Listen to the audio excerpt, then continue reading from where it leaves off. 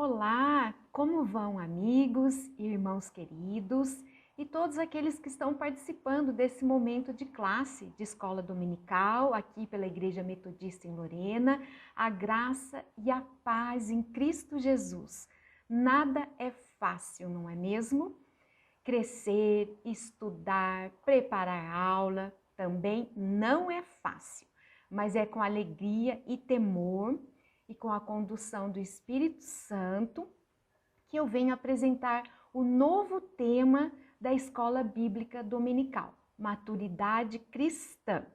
E em tempos tão difíceis, é essa maturidade que nos sustenta, que nos ajuda, a palavra de Deus que nos dá força para seguir adiante, que renova a nossa esperança e assim vamos louvando e bendizendo o nome de Jesus.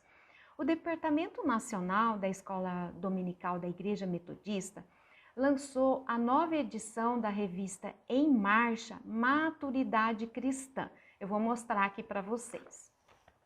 Olha, revista Em Marcha, Maturidade Cristã, Fé, Experiência e Convivência. Eu tenho aqui o livro, essa revista é para adultos, o livro do professor e também eu tenho do aluno. Então, eles lançaram recentemente essa revista que trata sobre maturidade cristã como a proposta do Evangelho de Jesus Cristo e o propósito de Deus para os seus filhos e filhas.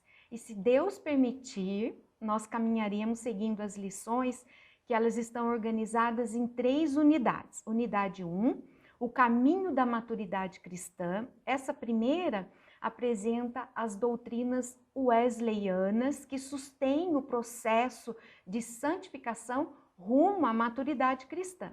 A segunda unidade, ela destaca, a partir da perspectiva comunitária, algumas marcas de uma igreja madura. A terceira e mais extensa unidade nos ajuda a pensar a maturidade cristã em vários aspectos das relações interpessoais, inclusive nas chamadas mídias sociais. Vejam, importante, né? Então, nós cremos no agir de Deus que nos santifica e, portanto, amadurece a nossa fé. Então, que esse espaço que nós estamos tendo, mesmo sendo aulas gravadas, seja realmente um espaço privilegiado para esse agir de Deus, para que esse agir de Deus realmente aconteça. Então, o meu desejo sincero é que Deus use a minha vida na vida de vocês através dessas aulas, eu quero que Deus use a minha vida na vida de todos, de todos que estão participando desses estudos e contribuindo para o seu crescimento espiritual. Eu tenho certeza que esse é o pensamento de todos os professores da EBD, e os dias são maus e nós precisamos entender o que está se passando à luz da palavra de Deus. Separe um tempo e um ambiente agradável e silencioso para você assistir essas aulas, assistir esses vídeos e analisar os textos bíblicos. Se for o caso, coloque uma música, para que você aquiete o seu coração, aquiete a sua mente e possa se concentrar nos estudos.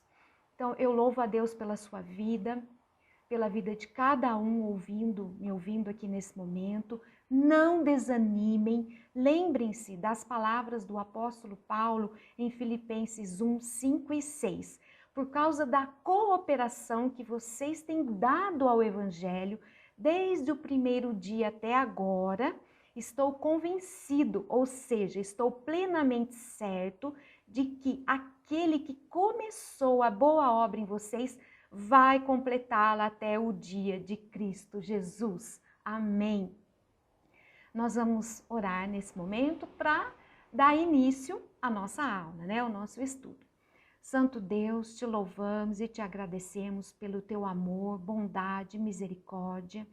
Temos vivido tempos tão difíceis, Senhor, e por isso pedimos o teu socorro diante dos desafios que enfrentamos a cada dia, que enfrentamos a cada amanhecer. Eu quero te agradecer e te louvar pela vida de cada um que está me ouvindo agora, nesse momento, que cada um cresça na fé, alcançando maturidade e produzindo frutos que permaneçam para a vida eterna. Derrama a tua bênção, Senhor, sobre as famílias de todos aqueles que estão me ouvindo. É em nome de Jesus Cristo que eu oro. Amém. Então, a lição 1, eu quero mostrar novamente aquele livro. Ela tem o título Crescer não é preciso. Quando eu vi assim de imediato, parece estranho, não é? O título. Eu fiquei questionando. Crescer não é preciso, mas vocês vão entender daqui a pouco o título certinho. O texto bíblico, né, o básico é Hebreus 5, de 11 a 14.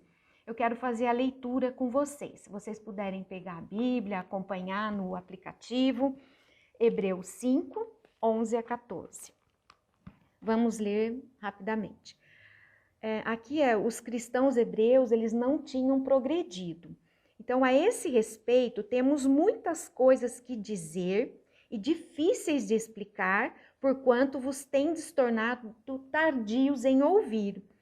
Verso 12, pois com efeito, quando devíeis ser mestres, atendendo ao tempo decorrido, tendes novamente necessidade de alguém que vos ensine de novo quais são os princípios elementares dos oráculos de Deus. Assim vos tornastes como necessitados de leite e não de alimento sólido. Ora, todo aquele que se alimenta de leite é inexperiente na palavra da justiça, porque é criança. Mas o alimento sólido é para os adultos, para aqueles que pela prática têm as suas faculdades exercitadas para discernir não somente o bem, mas também o mal. Olha que palavra forte, né? Então, fazendo pequenas considerações aqui no verso 12, quando ele fala leite, significa as verdades básicas do evangelho, ou seja, o leite, que no grego quer dizer gala, representa os ensinamentos sobre os rudimentos da fé, né? Ensinamentos rudimentares. E quando ele fala lá no alimento sólido, mencionado aqui, é o sacerdócio de Cristo. Nós vamos também estudar nessa lição sobre o sacerdócio. Nós vamos falar um pouco disso também. Lá no verso 13, né, ele traz a palavra inexperiente. Quem pratica a palavra de Deus cresce. Então, guardem esse texto e nós vamos estar conversando um pouquinho. O que é o termo maturidade, né? Ela tem muitas definições e aplicações. Vocês podem pesquisar, por exemplo, maturidade neurológica, emocional, o que é a maturidade física. Mas no que diz respeito a pessoas, relaciona-se ao desenvolvimento completo de alguém nas diferentes fases da vida. Um outro conceito abordado num outro estudo que nós fizemos recentemente trazia maturidade como, ou seja, maturidade é a consciência da própria imperfeição. Então, amadurecer não é um processo preciso, ou seja, exato, feito ou determinado com absoluto rigor, mas com certeza passar por ele é preciso, ou seja, é necessário. Então, quando eu falo crescer não é preciso, crescer não é exato, mas crescer é necessário. Então, e é esse o desafio do Evangelho, independente da nossa idade, continuar crescendo no conhecimento de Deus, avançando para a perfeição.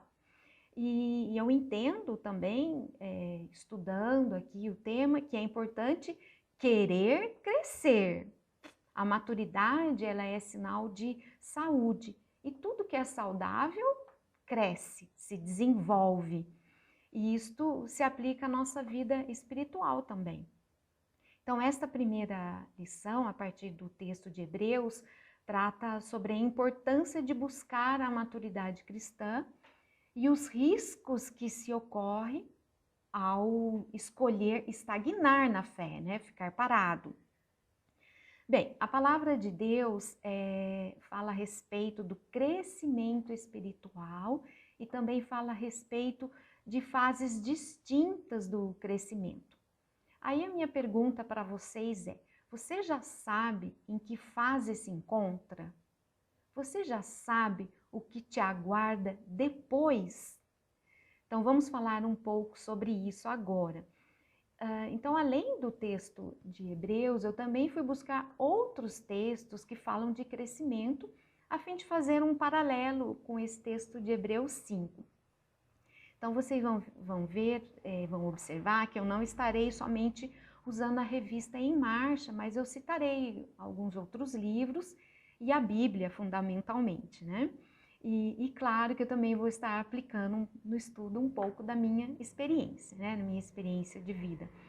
Vamos lá para a Epístola de Pedro 2, capítulo 2, versículo 2. A palavra do Senhor diz assim: desejai ardentemente, como crianças recém-nascidas, o genuíno leite espiritual, para que por ele vos seja dado crescimento para a salvação. Então, a palavra de Deus nos apresenta a salvação como um processo. Obviamente, há um começo, há uma experiência única, instantânea, aquele momento singular da conversão. E há um alvo ao ser alcançado, né, um dia no futuro. Tem um alvo que a gente precisa alcançar. Mas há também um caminho que trilhamos desde que nós começamos, passando pela porta até chegar ao alvo. E esse é um trajeto onde nós falamos de progressão, de crescimento. Crescimento espiritual, crescimento na fé, crescimento no amor, crescimento nas obras. Nós precisamos entender que há um crescimento para a salvação e que esse crescimento, como diz a palavra do Senhor, precisa ser desejado ardentemente. Então, se nós olharmos para trás, quando éramos crianças, por exemplo, havia algumas coisas que nos faziam querer crescer, não é mesmo? As meninas, por exemplo, chegaram aos 15 anos para a festa de debutante. Outra coisa era imaginar que poderíamos tirar a carteira de motorista e dirigir. Outra delas era imaginar que um dia eu poderia então trabalhar e ter dinheiro para fazer o que eu quisesse. Pensem aí vocês, quando eram crianças, o que vocês almejavam querer crescer? Havia boas motivações, eu sei, e algumas muito insignificantes para se desejar o crescimento, mas de alguma forma existia um desejo, existia o anseio de crescer. E eu acredito que quando nós conseguimos assim mensurar o que nos aguarda depois do crescimento, é mais fácil cooperar com Deus no que diz respeito ao desejo de crescer. A maturidade cristã é o acesso, né, para uma herança que está à nossa disposição como filhos de Deus, e sem maturidade nós não vamos desfrutar dessa herança extraordinária. E o objetivo dessas lições, claro, é despertar em nós o anseio de crescer, de amadurecer, mas é importante entender a dinâmica desse crescimento e as suas fases. Então aqui o apóstolo Pedro, ele está falando a respeito de sermos crianças recém-nascidas. A experiência do novo nascimento fez com que espiritualmente fôssemos gerados, e a Bíblia nos compara estabelecendo assim um paralelo das fases do crescimento natural com as fases do crescimento espiritual logo depois da conversão a crianças recém-nascidas. Essas crianças, elas estão numa fase que requer todo assim um tipo de cuidado. Por exemplo, uma criança, ela não se locomove, ela precisa ser carregada. Ela não tem capacidade de produzir o seu próprio alimento e só suporta um tipo específico de alimento, né? Tanto que ele está falando sobre desejar o genuíno leite espiritual. E nós precisamos entender que cada fase, né? E a Bíblia fala de mais de uma fase.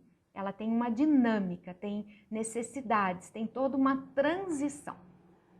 Então a palavra de Deus também nos mostra no livro de Efésios 4 a respeito de outros estágios, né? Lá o apóstolo Paulo, pelo Espírito Santo, começa a falar que Deus estabeleceu na igreja, lá no versículo 11, apóstolos, profetas, evangelistas, pastores e mestres. Lá no versículo 12, se vocês abriram aí, Efésios 4, 12, ele diz: com vistas ao aperfeiçoamento dos santos. Todos os santos, os que se converteram, precisam de aperfeiçoamento, ou seja, precisam de crescimento. O crescimento é necessário. Então ele diz, para o desempenho do seu serviço, para a edificação do corpo de Cristo.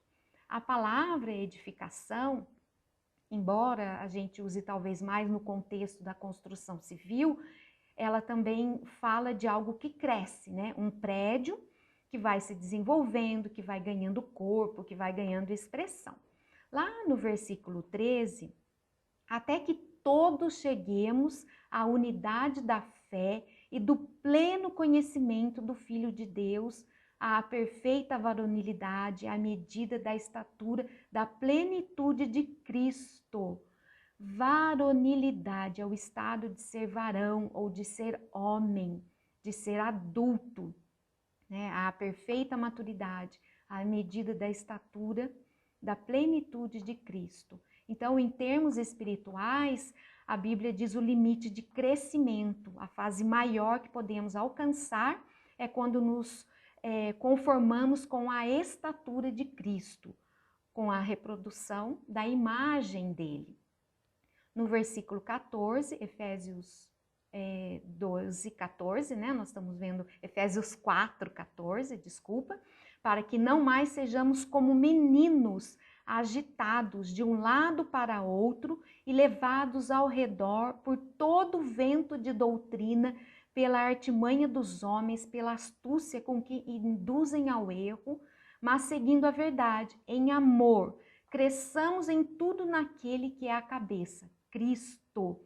Então a Bíblia fala de um crescimento e que precisamos, espiritualmente falando, crescer em tudo. E o que é esse crescimento espiritual? Se somos comparados a meninos recém-nascidos, a crianças recém-nascidas, logo depois da conversão, por outro lado, aqui o apóstolo Paulo está dizendo para não ser mais como meninos, ou seja, um infante, uma criancinha. E ele diz, nós não podemos ser meninos para sempre. Nós não podemos permanecer na fase de imaturidade para sempre. Por quê? Porque essa fase nos coloca suscetíveis ao engano. Então ele fala da artimanha de homens que com astúcia querem induzir ao erro. Então, quando você observa uma criança, ela precisa, obviamente, ser protegida, porque ela não tem a capacidade de se defender, ela pode ser enganada. Quando eu observo, assim, as mães falando com as crianças, né, mostrando que elas podem assistir, ou falando não converse com estranhos, então você precisa orientar para que ela não seja enganada. E a pergunta é, será que muitos de nós não estamos sendo justamente enganados e induzidos ao erro porque nos falta a maturidade? O texto está nos mostrando que sim, alguém que é apenas uma criança pode ser levado pelos ventos de doutrina, mas ele fala de uma outra fase, e essa outra fase é a varonilidade, é o estado de homem feito, adulto, podemos assim dizer.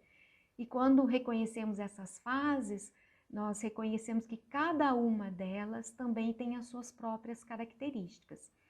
E podemos citar, além do ensino de Pedro, que fala do menino recém-nascido, além de Paulo, que fala de uma criança e de um adulto, podemos ainda citar as declarações do apóstolo João. Lá em 1 João 2, a partir do versículo 12, 1 João 2, verso 12, nós lemos o seguinte: Filhinhos, eu vos escrevo porque os vossos pecados são perdoados por causa do seu nome. Pais, eu vos escrevo porque conheceis aquele que existe desde o princípio.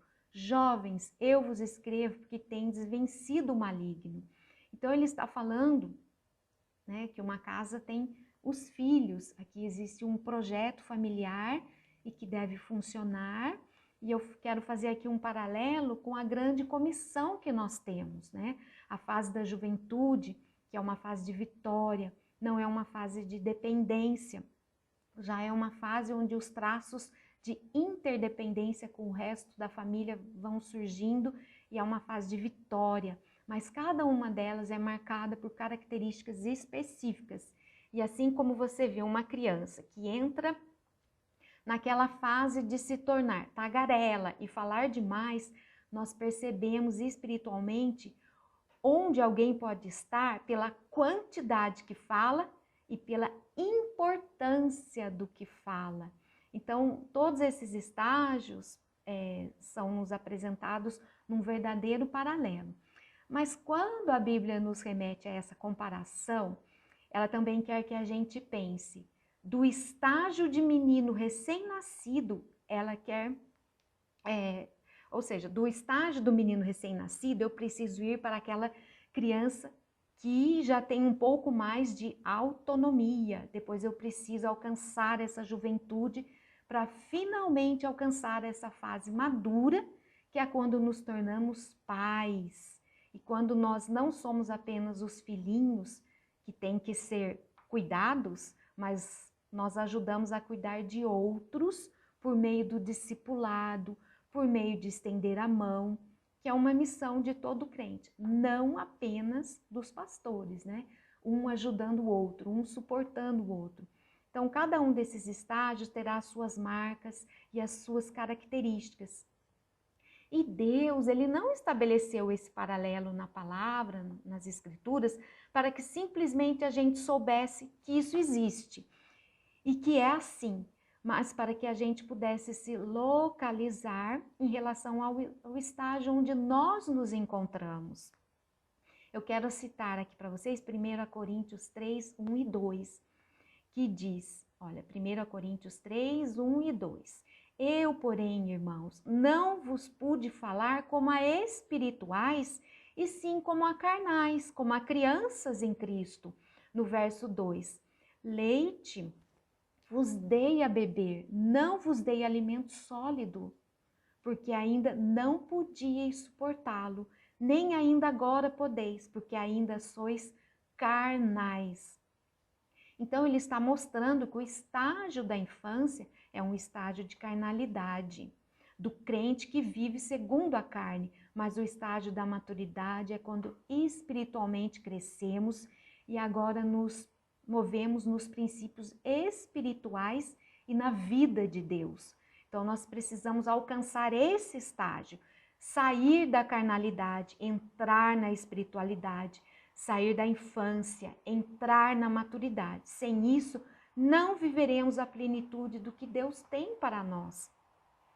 E voltando também lá um pouquinho no texto de Hebreus 5, de 11 a 14, lá ele explica-se, né, que a maturidade na perspectiva bíblica é o que permitiria aos primeiros cristãos e cristãs obter a vitória e a recompensa da fé viva em seu Senhor e Salvador, diante de toda sorte de perseguições, de ameaças das várias tendências religiosas e filosóficas e do desafio de viver uma vida diferente de tudo que haviam vivido até então. Então, o autor do texto de Hebreus, ele se preocupava em que seus irmãos e irmãs na fé seguissem nessa direção, por isso precisava adverti-los. Então, na próxima semana, nós estaremos falando um pouco mais sobre esse fundamento bíblico do livro de Hebreus. Vocês leiam novamente esse texto, Hebreus 5, 11 a 14. Eu vou deixar uma frase para vocês. Quanto mais perto de Deus estivermos nesse mundo, mais felizes e completos seremos. Então eu quero incentivá-los também a assistir um vídeo que é Crescimento Espiritual. É um vídeo muito curtinho de 2 minutos e 11 segundos, que está, depois eu posso mandar para vocês o link, mas ele está disponível em https://bit.ly/331Y maiúsculo G minúsculo 1T de tapete. São 2 minutos apenas. E anotem aí para mais leituras que vocês podem fazer durante a semana, além de Hebreus 5, 11 a 14. Quero que vocês leiam 1 Coríntios 13, de 1 a 11, mais o Salmo 90, de 1 a 12. Está bem? Que a paz de Deus nos guarde em todo o tempo. Uma ótima semana. Muito obrigada pela atenção de vocês. Um abraço.